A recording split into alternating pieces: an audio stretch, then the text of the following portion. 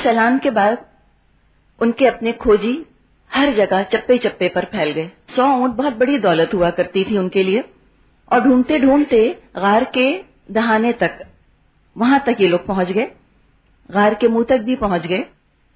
اور حال ان کا یہ تھا کہ اگر اپنے قدموں کی طرف بھی دیکھ لیتے تو ان کو اللہ کے رسول نظر آ جاتے.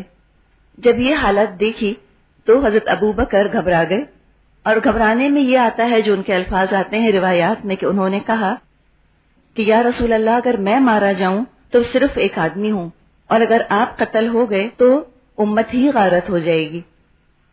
اس پر نبی اکرم صلی اللہ علیہ وسلم نے فرمایا کہ لا تحزن ان اللہ معنا، کہ غمگین مت ہو، اللہ ہمارے ساتھ ہے. اور جب اللہ کسی کی حفاظت کا ارادہ کر لے تو اس کو نہ لمبے چوڑے ہتھیار چاہیے ہوتے ہیں اور نہ بہت بڑی کوئی فوج چاہیے ہوتی ہے. غار کے انٹرنس پر، اس کے دہانے پر بس ایک مکڑی نے آ کر جالا بنا دیا، اور وہاں پر کبوتر نے آ کر کچھ انڈے دے دیے، اور بعض روایات میں آتا ہے کہ ایک چھوٹا سا پودا بھی پھولوں والا وہاں پر اگ گیا. آپ یہ دیکھیے کیا چیزیں ہیں، ایک مکڑی کا جالا، چند گھاس پھوس کے تنکے، گھونسلہ کس سے بنتا ہے، یہی فرجائل چیزیں ہیں نا. کبوتر کا انڈا، کس قدر نازک چیز کہ اسی کی احتیاط کی جاتی ہے، کہاں وہ اللہ کے رسول کی حفاظت کر رہا ہے، سوچنے کی بات ہے. اور کہاں پھول جیسی چھوٹی سی چیز. قرآن میں آتا ہے نا کہ وَمَا يَعْلَمُ جُنُودَ رَبِّكَ إِلَّا هُ، کہ کوئی نہیں جانتا اللہ کے لشکروں کو مگر وہی. کیسے کیسے اس کے کارندے کام کر رہے ہیں، چاہے تو چونٹی سے کام لے لے، چاہے تو مکھی سے کام لے لے، جس سے چاہے اپنے دین کی مدد لے لے. وہ انسانوں کا محتاج نہیں ہے. یہ تو انسانوں کی خوش قسمتی ہوتی ہے کہ یہ اعزاز اور یہ آنر ان کے نصیب میں آئے کہ اللہ ان سے اپنے دین کی کوئی مدد لے لے، کوئی اپنے دین کا کام ان سے کروا لے. اور یہ آپ معجزے دیکھیں، یہ تو معجزہ ہی ہے نا کہ کیسے اللہ نے بچایا. اور یہ مکڑی کا جالا تو خود ہی معجزہ ہے. پھولوں کا اگنا، براؤن رنگ کی زمین سے رنگین پھول نکل آتے ہیں، یہ معجزات تو آئے دن ہماری آنکھوں کے سامنے ہوتے رہتے ہیں. یہ جو غار میں نبی اکرم صلی اللہ علیہ وسلم کا ٹھہرنا ہوا، اس کا ذکر سورہ توبہ آیت نمبر 40 میں آتا ہے. حضرت عمر بعد میں فرمایا کرتے تھے کہ ابو بکر، آپ میری ساری زندگی کی نیکیاں لے لیجئے اور مجھ کو وہ غار کا سفر میرے حصے میں ڈال دیجئے. نبی اکرم کی تلاش ذرا ٹھنڈی پڑی تو غار سے نکل کر مدینے کی طرف روانہ ہوئے. ہر ایک تو راستہ جانتا نہیں تھا نا، اکیلے 2 لوگ سفر کر رہے ہیں تو ان کو راستے میں گائیڈ چاہیے ہوتا تھا. ہمیشہ اپنا ایک رہنما اور اپنا گائیڈ بنایا کرتے تھے. بلکہ اگر صراط مستقیم کا صحیح مطلب ہمیں سمجھنا ہے تو ایک ریگستان کے بیک گراؤنڈ ہی میں سمجھ سکتے ہیں. سورہ فاتحہ میں جو ہم مانگتے ہیں نا، اہدنا الصراط المستقیم، کہ اللہ تو ہم کو ہدایت دے سیدھے راستے کی طرف. ریگستان میں تو سیدھے راستے سے بھٹکنا موت کو دعوت دینا ہوتا تھا، یقینی موت کا سبب تھا کہ کوئی سیدھے راستے سے بھٹک جائے. تو اس کے ان کو گائیڈ چاہیے ہوتے تھے. حضرت ابو بکر نے اس مقصد کے لیے پہلے ہی ایک بہت ماہر گائیڈ کا، ماہر راستہ دکھانے والے کا انتظام کیا ہوا تھا. قابل اعتبار آدمی تھا، عبداللہ اس کا نام تھا، اور اجرت اس سے طے ہو چکی تھی کہ وہ اتنی اجرت لے کر اور حفاظت سے ان لوگوں کو مدینہ پہنچا دے گا. اب آپ دیکھیے کہ عبداللہ مسلمان نہیں تھا، کافر تھا، مشرک تھا، اور اس کی مدد لی جا رہی ہے. آج ہم لوگ بعض دفعہ کنفیوز ہو جاتے ہیں کہ کفار سے مدد لینی چاہیے یا نہیں، کیونکہ ہم کہتے ہیں کہ اگر ان سے ہم مدد لیں اور ان کو ہم اجرت دیں تو ہمارا پیسہ کفار کے پاس چلا جائے گا اور پھر کفر ہی کے لیے مددگار ثابت ہوگا ہمارا پیسہ. تو بات اپنی جگہ بالکل درست ہے. اگر ایک مسلمان اور ایک کافر برابر کی قابلیت اور برابر کی اہلیت رکھتے ہیں تو پھر کام مسلمان ہی کے سپرد کرنا چاہیے، کافر کو یہ کام نہیں دینا چاہیے.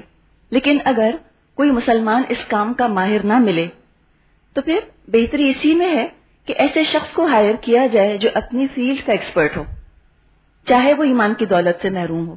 اگر اس معاملے میں عقل کے بجائے بہت زیادہ غیر ضروری جذبات سے اور بہت زیادہ ایموشنلزم سے کام لیا جائے، نقصان تو دین کے کاز کا ہوگا، اس لیے کہ سیکنڈ ریٹ صلاحیتیں دین کے لیے لگیں گی. اب آپ دیکھیں اس وقت اس کافر کو نہ لیا جاتا، کہتے کہ نہیں بس مسلمان ہے اور بس مسلمان ہونا کافی ہے، تو کیا پتا اس کو راستہ نہ پتا ہوتا، کہاں چلے جاتے، کتنی دیر میں مدینہ پہنچتے، بہت دقتیں اٹھا سکتے تھے. لہذا سیکنڈ ریٹ صلاحیت اسلام کے لیے استعمال کرنے کی کوئی ضرورت نہیں. بہترین سکلز، بہترین صلاحیتیں اسلام کے لیے درکار ہیں، اس لیے کہ اسلام خود بہترین کاز ہے۔ اب یہ صلاحیتیں اگر مسلمانوں کے پاس ہوں تو الحمدللہ، اگر مسلمان اس سے محروم ہیں تو پھر صلاحیت امپورٹنٹ چیز ہے نا، ٹیلنٹ امپورٹنٹ چیز ہے، اسکل، وہ اسکل کو اسلام کی مدد کے لیے استعمال کرنا چاہیے، چاہے کافر ہی کی مدد کیوں نہ لینی پڑے۔ منع وہاں پر ہے جب مسلمان اپنے دین پر کمپرومائز کر کے اور کفار سے مدد کی درخواست کرنے لگیں۔ اسلام کی گلوری ان کی پیش نظر نہ ہو، ذاتی شہرت، ذاتی گلوری کے لیے وہ ایسے کام کرنے لگیں، اللہ پر توکل کرنے کے بجائے کفار پر توکل کر لیں، اور دین کے غلبے کی جد و جہد کے لیے اگر کفار کی مدد لی جائے تو اس میں کوئی حرج نہیں، بس دین میں کمپرومائز نہیں ہونا چاہیے۔ اور سیرت میں ہمیں کئی واقعات ایسے ملتے ہیں جبکہ مسلمانوں کے پاس ریکوائرڈ اسکل یا ریکوائرڈ طاقت نہیں تھی تو انہوں نے کفار سے مدد لی ہے اس کے لیے۔ پہلے بھی ہم نے دیکھا جب آپ طائف سے واپس آئے تھے اور آپ مکے میں داخل ہونا چاہتے تھے، وہاں بھی آپ نے مطعم بن عدی کی مدد حاصل کی تھی۔ تو ایک تو انتظام ابو بکر نے راستہ دکھانے والے کا کیا، اور دوسرا انتظام اونٹوں کا کیا۔ 2 اونٹ تیار رکھے تھے انہوں نے تاکہ تیزی کے ساتھ وہ ہجرت کا سفر کر سکیں۔ 3 دن بعد عبداللہ جو کہ ان کا گائیڈ تھا، وہ دونوں اونٹ لے کر اس مقام پر آ گیا۔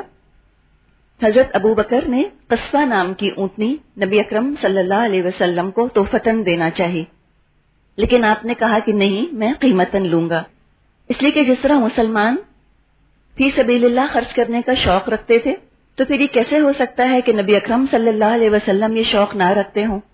اور جب قرآن انفاق فی سبیل اللہ پر اتنا زور دیتا ہے اور اس کی اتنی پرزور دعوت دیتا ہے، تو پھر کیسے ہو سکتا تھا کہ نبی اکرم صلی اللہ علیہ وسلم اس معاملے میں کسی سے پیچھے رہ جائیں؟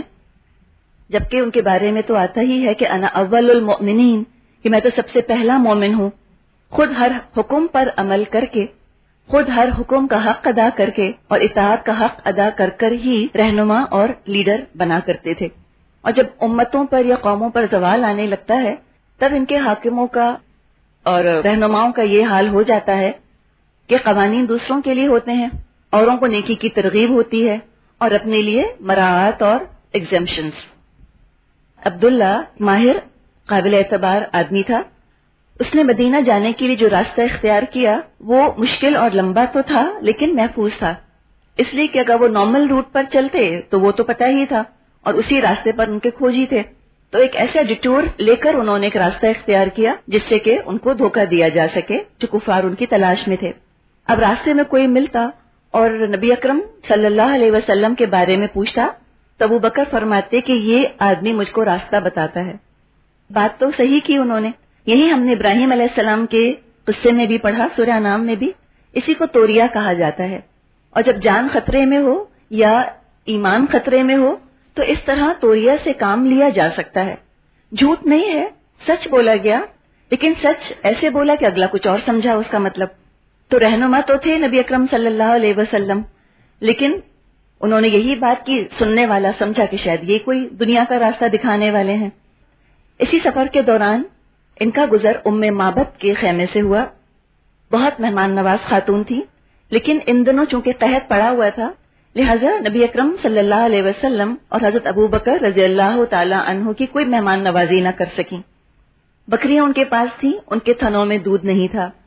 رسول اللہ صلی اللہ علیہ وسلم نے ان کی اجازت چاہی کہ میں بکری کا دودھ دھو لوں۔ اجازت لینا دیکھیے کتنی بڑی بات ہے، ورنہ وہ کہتے کہ میں اسی کا فائدہ کر رہا ہوں تو چلو ٹھیک ہے، کوئی بھی بکری پکڑ لی، لیکن نہیں، یہ مہمانوں کو اجازت نہیں ہے کہ میزبان کے گھر کے فریج کھولنا شروع کر دیں یا ان کے چولہے استعمال کرنا شروع کر دیں ان سے پوچھے بغیر۔ اجازت لینی بہت ضروری ہے۔ اس قدر سویلائزڈ ریلیجن ہے نا ہمارا، اتنی تمیز سکھاتا ہے، اتنے ایٹیکیٹ سکھاتا ہے، چھوٹی چھوٹی چیزوں کے بارے میں کیئرفل رہنے کی دعوت ہمیں دیتا ہے۔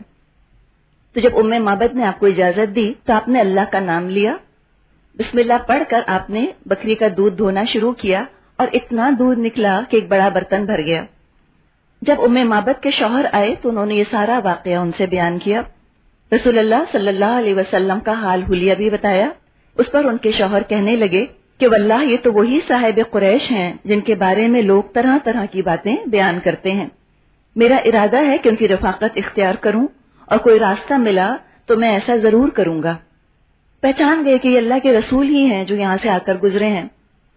حضرت ابو بکر رضی اللہ تعالیٰ عنہ فرماتے ہیں کہ ہم لوگ روانہ ہوئے تو قوم ہماری تلاش میں تھی، لیکن ہمیں کوئی نہ پا سکا سوائے سراقہ بن مالک کے۔ اب سراقہ بن مالک خود یہ واقعہ بیان کرتے ہیں، ایک خلاصہ ہم اس کا دیکھ لیتے ہیں یہاں پر۔ سراقہ کہتے ہیں کہ میں تیزی سے سفر طے کر رہا تھا، یہاں تک کہ میں ان کے قریب آ گیا۔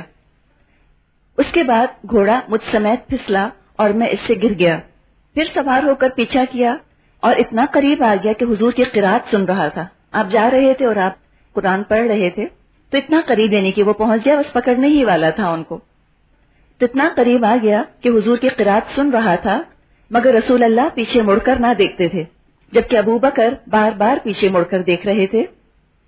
میرے گھوڑے کے اگلے دونوں پاؤں اچانک زمین میں دھس گئے، یہاں تک کہ گھٹنوں تک جا پہنچے۔ بڑی مشکل سے گھوڑا دوبارہ کھڑا ہوا تو میں نے امن کے ساتھ ان کو پکارا، یعنی کہ انہوں نے کہا کہ میں آپ کو گرفتار نہیں کروں گا، آپ مجھ کو امن دے دیجئے۔ تو وہ لوگ ٹھہر گئے، میں اپنے گھوڑے پر سوار ہو کر ان تک پہنچا۔ اسی وقت میرے دل میں یہ بات بیٹھ گئی کہ رسول اللہ کا معاملہ غالب آ کر رہے گا۔ آپ نے یعنی کہ نبی اکرم صلی اللہ علیہ وسلم نے فہیرہ، یہ وہی ہے نا حضرت ابو بکر کے غلام جو بکریاں لے کر آتے تھے غار ثور کے پاس، تو عامر بن فہیرہ رضی اللہ تعالیٰ عنہ ان کے ساتھ تھے۔ اللہ کے رسول نے ان کو حکم دیا کہ سراقہ کو امان لکھ کر دے دو، تو ایک چمڑے کے ٹکڑے پر امان لکھ کر ان کو دے دی گئی۔ سراقہ نے رسول اللہ کو بتایا کہ آپ کی قوم نے 100 اونٹوں کا انعام آپ کے لیے رکھا ہے۔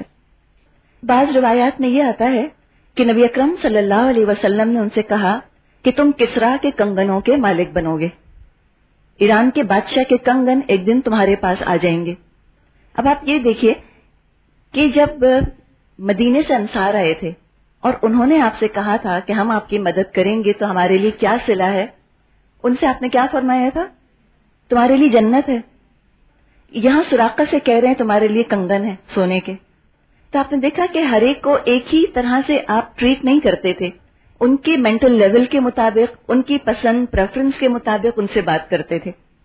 کسی کو آپ نے جنت کے بارے میں بتایا، دنیا کا کوئی ریوارڈ نہیں بتایا انصار کو، لیکن سراقہ چونکہ ایک دیکھا جائے تو ایک کھوجی ہی تو تھا نا، اور جن کے پاس پیسہ نہ ہو ان کو پھر دولت کی تمنا بھی ہوتی ہے، تو یہاں کسرا کے کنگنوں کے بارے میں آپ نے کہا کہ تمہیں کسرا کے کنگن مل جائیں گے۔ تو بات یہ ہے کہ جس کو تبلیغ کی جا رہی ہے اس کے مینٹل لیول، اس کی میچورٹی کے حساب سے اس کو ریوارڈ بتانا چاہیے، اور دنیا کا ریوارڈ بتا دینے میں کوئی حرج نہیں ہے کہ دنیا میں تم کو شہرت مل جائے گی یا ایسی باتیں کہہ دینا، یہ کوئی دین کی تعلیمات کے خلاف نہیں ہے۔ اور روایات میں یہ بھی آتا ہے کہ جب ایران فتح ہوا تو سراقہ حضرت عمر کے پاس تشریف لائے اور نبی اکرم صلی اللہ علیہ وسلم کا یہ قول ان کو بتایا کہ مجھ سے اللہ کے رسول نے کسرا کے کنگنوں کا وعدہ کیا تھا، تو حضرت عمر نے وہ کنگن ان کو دے دیے، اور اس طرح اللہ کے رسول کی پیشن گوئی صحیح ثابت ہوئی۔